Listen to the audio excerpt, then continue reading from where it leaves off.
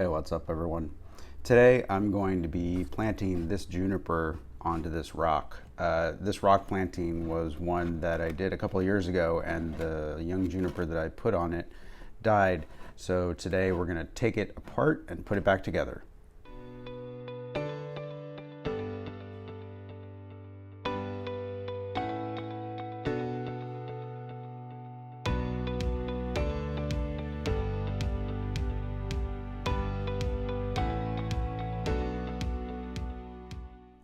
This is already in a bonsai pot, as you can see, and it was grown for a while. And this is the muck area where the roots, so the juniper that was on here before was planted up here, and then the muck is used to allow the roots to get down into the soil. So the first thing I'm going to do is just sort of remove most of this muck. The way that I had the juniper attached to the rock is that there's a stainless steel screw here drilled into the rock. And I'm going to leave that there. I'll probably take off this copper wire or reuse it to attach the new juniper that I have here. And this juniper is significantly larger than the one that I used last time, and it probably has significantly more roots. But I'm going to have to take this all the way apart because I want to be able to get some of those roots down into the pot, not just sort of sitting here on the surface.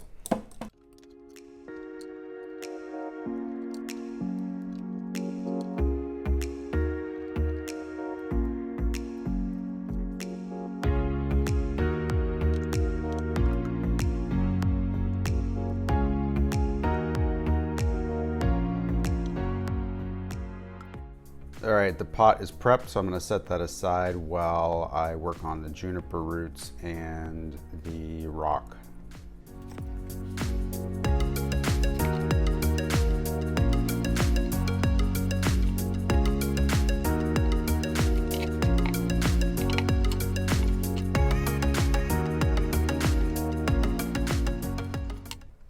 Okay, so I've taken most of the muck off of the rock. These rocks I've just purchased at a rock yard, and then I cast these resin bases to allow them to be anchored easily at the angle that I wanted. And when I connect it to the pot, I'll take that aluminum wire that I put in the pot and just strap it over this base.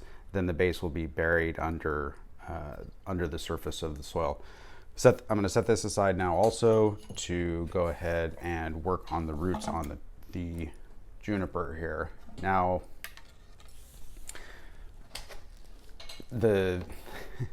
in some ways, this is something to do with small.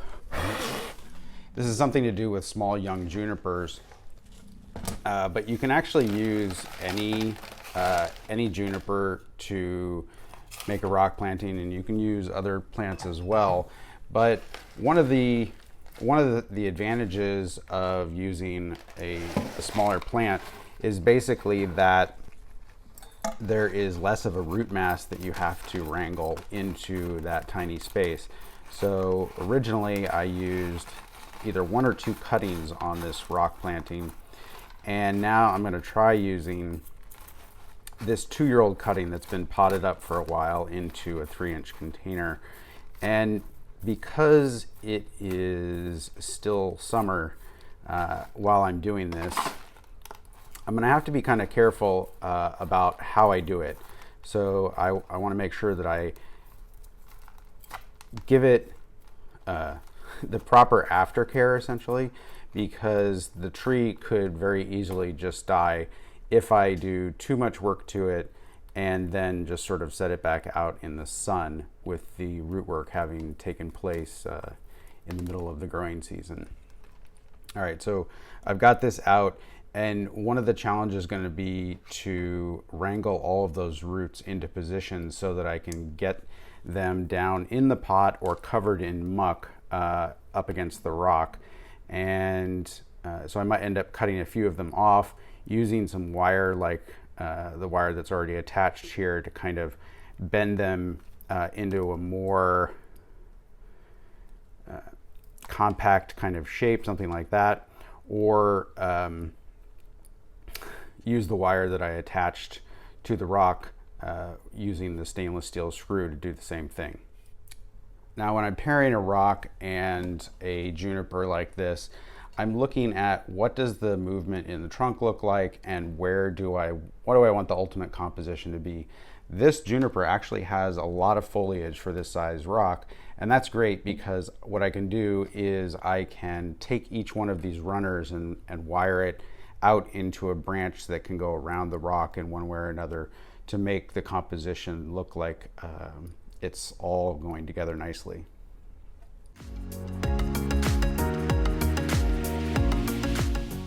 All right, I think that's about how I'm going to position it, but before I do, I need to do a little bit of root work, and I also want to wire the juniper, because one of the most difficult things to do is to get wire onto these little branches once it's smashed up against the stone. So I'm going to take it back apart, trying to remember kind of exactly how I have this, and then add a little bit of wire before I actually marry the two together semi-permanently.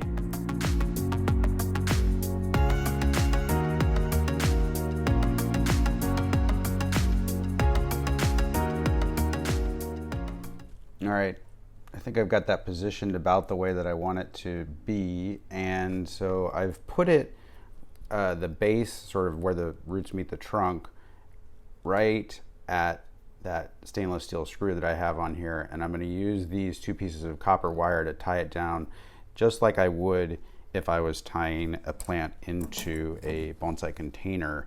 So I'm going to just twist these wires together until the plant is sort of securely anchored on the rock. Now, it can still move, but that provides the roots a little bit more stability, and then I can come back and add some more muck and get these roots down into the container.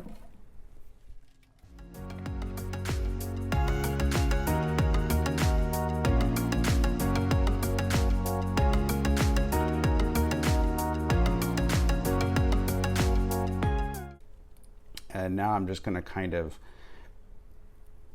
of wedge all of those up against the rock and try to get this tied in such a way that as many of the roots as possible are kind of underneath the base of the rock or headed that direction. All right, so that base makes it really easy, and with the rock and the pot firmly attached to each other, now I can work on getting all of these roots kind of arranged so that they're covered in muck. And I also want them as closely attached to the rock as possible, as opposed to just sort of floating like they are right now. So I'm gonna stick a little bit of muck around the edges of the roots here. Now, this, you're probably asking yourself, what is muck? And in this case, this is a mixture of sphagnum moss and akadama fine. So when you're using akadama, which is the Japanese clay that's used for potting up bonsai in various mixtures, when you're using akadama, you tend to want to sift out the very fine particles. So I save those and mix them with some sphagnum moss, which is from New Zealand, and just, you can either keep it a little bit longer or grate it, which is what I've done. So there's stringy bits in here, but there's not long strings of it. And then I've added a little bit of just regular potter's clay, regular clay, and then work those all together and moisten them.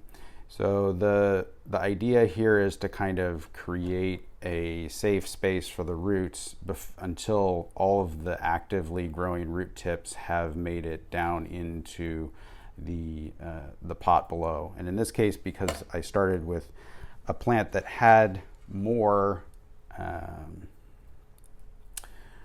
long roots, I'm reasonably sure that I've got enough roots down there underneath, but I want to make sure that these guys don't dry out in the meanwhile. And one of the problems with this mixture, with this sphagnum clay akadama mixture, is that it can kind of brick up on you. In other words, like, it'll start to sort of shed water if you're not careful.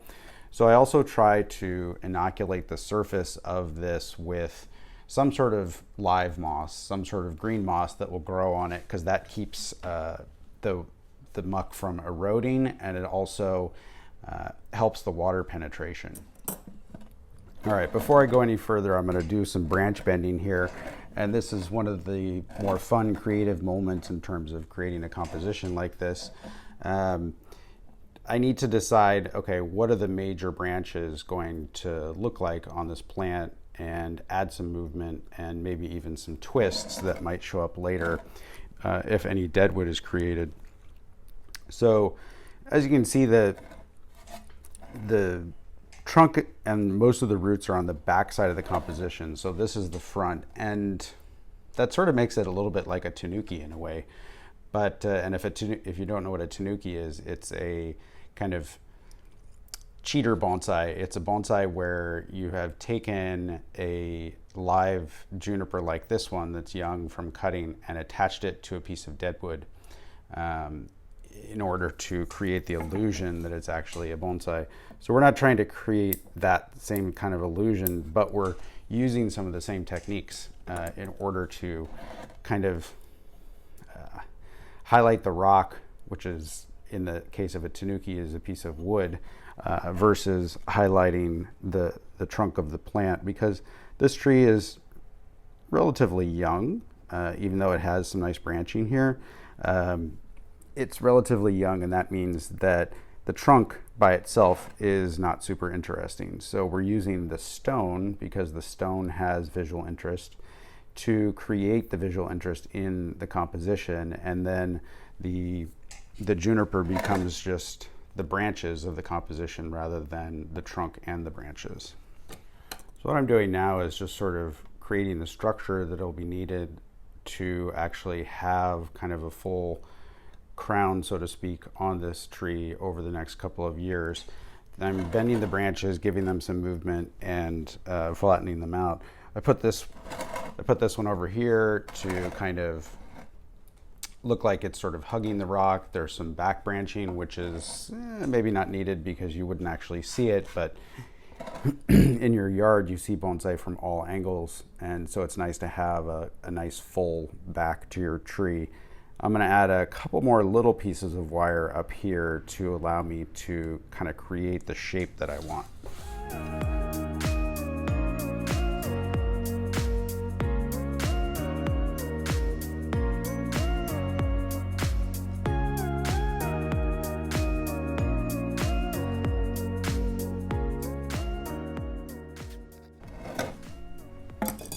All right, so now you can see that I've kind of created a shape where the tree is very much hugging the rock, and that's the effect that I'm going for. So I'm going to finish putting muck and soil into the pot, and then see if I can find some moss.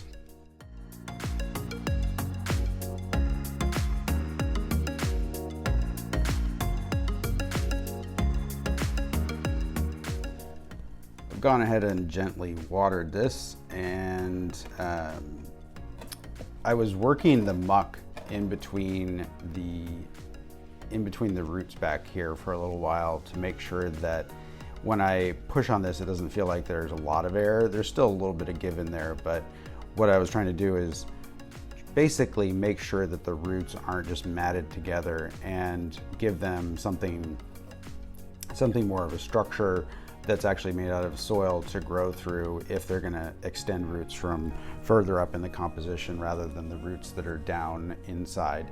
If you want to make some rock plantings like this and you already have the rocks, we are selling these guys on Bonsaify.com. Check it out, and we'll see you guys next time.